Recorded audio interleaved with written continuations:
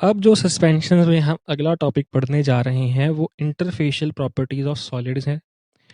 आपको पता है कि एक सस्पेंशन में सॉलिड के पार्टिकल्स होंगे, वो सस्पेंडेड रहेंगे और लिक्विड मीडियम में होंगे। लिक्विड मीडियम और सॉलिड के पार्टिकल्स एक इंटरफेस शेयर कर रहे हैं, उनका एक इंटरफेस है, तो उसमें कुछ वो प्रॉपर्टीज एक्ट करेंगी उसमें। ठीक है, तो वो क्या है, वो directly thermodynamic stability of suspension से सस्पेंशन को अफेक्ट करती हैं। तो ये जो टॉपिक है बेसिकली हम थर्मोडायनेमिक स्टेबिलिटी सस्पेंशन की जो होती है उससे रिलेटेड पढ़ेंगे। अब आपको पता है आमतौर पर हमें जो सस्पेंशन चाहिए होती है वो ऐसी होनी चाहिए जिसमें डिस्पर्स्ड सॉलिड सेटल ना हो। और हम जानते हैं कि वो पार्टिकल जिनका साइज 5 माइक्रोन तक का है वो ब्राउनियन मोशन को शो करते हैं। आमतौर पर कोर्स सस्पेंशन में जो सॉलिड्स होते हैं उनका साइज थोड़ा बड़ा होता है, जिसे हमें रिड्यूस करने की थोड़ी ज़रूरत होती है ताकि वो ब्राउनियन मोशन अचीव कर पाए।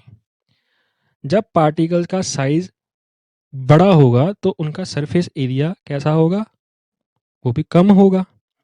ठीक है, तो और जब सरफेस एरिया कम होगा तो सरफेस फ्री एनर्जी भी कैसी होगी उसकी, सरफेस फ्री एनर्जी भी सरफेस एरिया कम होने के कारण कम ही होगी। अब हमें बड़े पार्टिकल्स का साइज रिड्यूस करना है, तो साइज रिड्यूस करने के लिए कुछ वर्क भी करना पड़ेगा। तो इस साइज रिडक्शन के लिए जो वर्क डन होगा उसके लिए हम एक इक्वेशन लिखेंगे। मैं चाहता हूं आप भी उसको अपनी कॉपी पे ऐसे लिखें ताकि आपको और अच्छे से समझ आए। मेरे साथ लिखो कि ये जो इक्वेशन है it would be W is equal to delta G. मतलब जो वर्क डन है W वो किसके बराबर है, डेल्टा जी। और डेल्टा जी क्या है, increase in surface free energy. Work हुआ, वर्क किस पे किया, साइज को रिड्यूस करने के लिए कुछ वर्क किया और उसमें क्या हुआ कि जो सरफेस फ्री एनर्जी है वो इंक्रीज कर गई पार्टिकल की। और ये जो डेल्टा जी है, delta G is equal to gamma into delta A. Gamma कौन सा, अल्फा बीटा गामा वाला gamma multiplied by delta A. अब इसमें डेल्टा ए क्या है, डेल्टा ए है increase in surface area of the interface. Increase कैसे हुआ, पार्टिकल्स का साइज रिड्यूस हुआ तो उनका सरफेस एरिया बढ़ गया। I hope you understand and know the concept. और गामा क्या है, गामा है interfacial tension between the liquid medium and the solid particles. इस इक्वेशन के अकॉर्डिंग इक्वेशन क्या है, W is equal to delta G which is further equal to gamma into delta A. तो इस इक्वेशन के अकॉर्डिंग जब हमने साइज रिड्यूस करने के लिए कुछ वर्क किया तो उससे क्या है, सरफेस फ्री एनर्जी जो थी वो बढ़ गई। ये सरफेस फ्री एनर्जी जो है वो interfacial tension between the liquid medium and solid particles और इंटरफेस के सरफेस एरिया में जो इंक्रीज आया है उसके प्रोडक्ट के बराबर है। अब एक बात तो क्लियर है कि जब साइज रिडक्शन हुआ तो पार्टिकल्स का सरफेस एरिया बढ़ गया, जिससे क्या हुआ, सरफेस फ्री एनर्जी भी एनहांस हो गई। और जब सरफेस फ्री एनर्जी ज़्यादा होती है तो प्रोडक्ट जो है वो थर्मोडायनेमिकली अनस्टेबल हो जाता है। जब सरफेस फ्री एनर्जी ज़्यादा है तो थर्मोडायनेमिकली जो है प्रोडक्ट वो अनस्टेबल होगा।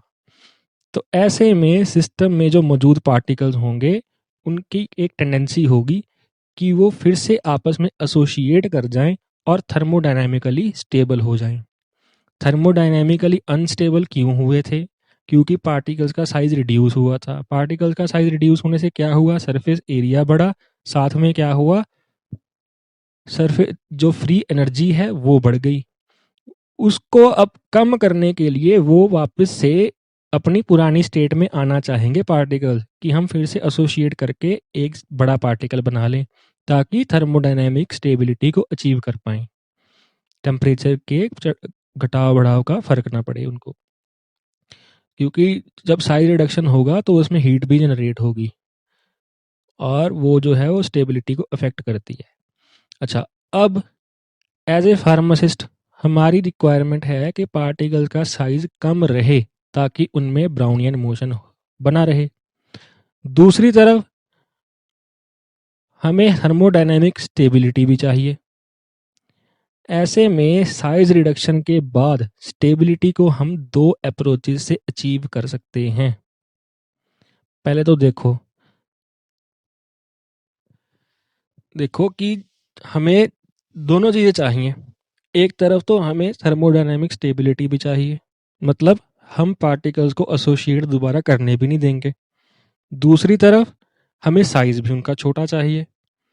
लेकिन ये दोनों चीज़ें पॉसिबल कैसे होंगी? दो अप्रोचेस हैं। पहली अप्रोच ये कहती है कि जो इक्वेशन आपने जो W is equal to delta G is equal to gamma into delta A लिखी है, ठीक है, तो उस इक्वेशन में जो दिया गया डेल्टा ए है, मतलब increase in the surface area of the interface, उसकी बात कर रहे हैं हम। तो जो डेल्टा ए दिया गया है उसको ज़ीरो कर दो। अब इस चीज़ को पार्टिकल्स की रीग्रुपिंग करवा के या फ्लॉक्स बनाकर अचीव किया जा सकता है। तो जो बड़ा हुआ था सरफेस एरिया उसको हम वापस उसी स्टेज पे अगर ले जाते हैं, मतलब इंक्रीज इन सरफेस एरिया को ज़ीरो कर देते हैं फ्लॉक्स बनवा कर, तो थर्मोडायनेमिक स्टेबिलिटी को अचीव किया जा सकता है। लेकिन अगर हमने रीग्रुपिंग करवाई और पार्टिकल्स की फिजिकल स्टेबिलिटी पर असर पड़ेगा, जो कि हमें नहीं होने देना है। थर्मोडायनेमिक स्टेबिलिटी तो आ जाएगी रीग्रुपिंग करवा के, लेकिन फिजिकल स्टेबिलिटी खत्म हो जाएगी क्योंकि ब्राउनियन मोशन एग्जिबिट नहीं कर पाएंगे वो। ऐसे में हमें एक बीच का रास्ता निकालना चाहिए और एक बैलेंस बिठाना पड़ेगा between particle size and stability. अब पार्टिकल्स की रीग्रुपिंग भी करवानी पड़ेगी ऐसे केस में, और उसमें स्ट्रॉन्ग इंटरेक्शंस को अवॉइड करना पड़ेगा। रीग्रुपिंग भी करवानी है लेकिन स्ट्रॉन्ग इंटरेक्शन ना हो जाए, वो भी हमें अवॉइड करना है। तो ऐसी कंट्रोल्ड इंटरेक्शन के लिए हमें पार्टिकल्स के सरफेस के जीटा पोटेंशियल को कंसिडर करना पड़ेगा, और पार्टिकल पार्टिकल के बीच में जो डिस्टेंस है उसको कंसिडर करना पड़ेगा, और पोटेंशियल एनर्जी बैरियर के बीच का जो रिलेशन है पार्टिकल पार्टिकल डिस्टेंस के साथ, उसको भी ध्यान में रखना पड़ेगा। ये जब इंटरेक्शन बिटवीन द पार्टिकल्स पढ़ाएंगे तो उसमें क्या है, कोरिलेशन होता है पोटेंशियल डिफरेंस का और पार्टिकल के बीच में डिफरेंस कितना है। ये जो चीज़ है ना, पोटेंशियल डिफरेंस और पार्टिकल के बीच का ये जो डिस्टेंस है, ये आपकी रिपल्शन और अट्रैक्शन के बीच के कुछ ग्राफ्स देता है। तो वो ग्राफ जो हैं वो उसके बेसिस पे हम कुछ डिसाइड करते हैं कि ये इसकी इंटरेक्शन किस तरह की है पार्टिकल्स की। वो आपको इंटरेक्शन बिटवीन अ पार्टिकल अलग से पढ़ाया जाएगा, वैसे पीसीआई के सिलेबस में ये है नहीं, लेकिन जी पैड के पर्सपेक्टिव से वो चीज़ थोड़ी सी ज़रूरी है आपके लिए समझनी। तो अभी हम उसको डिस्कस नहीं करते, अभी हम वापस अपने मुद्दे पे आते हैं जो हम बात कर रहे हैं थर्मोडायनेमिक स्टेबिलिटी की। तो अब स्टेबिलिटी अचीव करने के लिए कुछ सब्सटेंसेस को हम एक सिस्टम में ऐड कर सकते हैं, और वो सब्सटेंसेस हैं इलेक्ट्रोलाइट्स या पॉलीमर्स, जो कि फ्लोकुलेटिंग एजेंट्स की तरह काम करेंगे। एज ए रिजल्ट आपको लाइट और फ्लफी कॉन्ग्लोमेरेट्स मिल जाएंगे।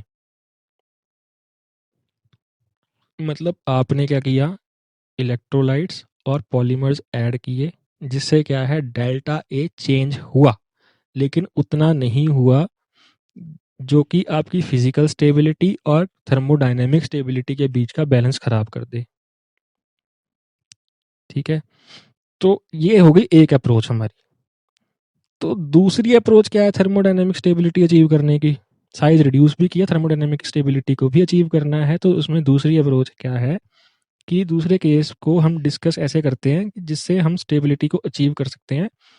इस केस में हम अगर इंटरफेशियल टेंशन गामा याद है ना, मैंने W is equal to delta G is equal to gamma into delta A. Gamma को अगर हम रिड्यूस करते हैं तो सिस्टम जो है फिर से उसकी स्टेबिलिटी को हम अचीव कर सकते हैं। लेकिन आप एक बात सोचो कि गामा क्या ज़ीरो हो सकता है? गामा जो है ज़ीरो हो ही नहीं सकता, क्योंकि जो डिस्पर्स्ड पार्टिकल्स हैं उनकी कुछ ना कुछ पॉजिटिव इंटरफेशियल टेंशन तो है। Hence delta G cantt be made zero. ऐसे में हम गामा की वैल्यू को मिनिमम रखने की कोशिश करते हैं। सरफेस टेंशन को कम करने का आसान तरीका ये है कि सिस्टम में सरफेक्टेंट्स ऐड कर दो, जिससे सिस्टम कुछ हद तक स्टेबलाइज हो जाएगा। सरफेक्टेंट ऐड करने से इंटरफेशियल टेंशन जो है वो पार्टिकल्स के बीच में और लिक्विड मीडियम के बीच में कम हो जाएगी और कुछ हद तक हमें स्टेबिलिटी अचीव कर पाएंगे हम उसकी।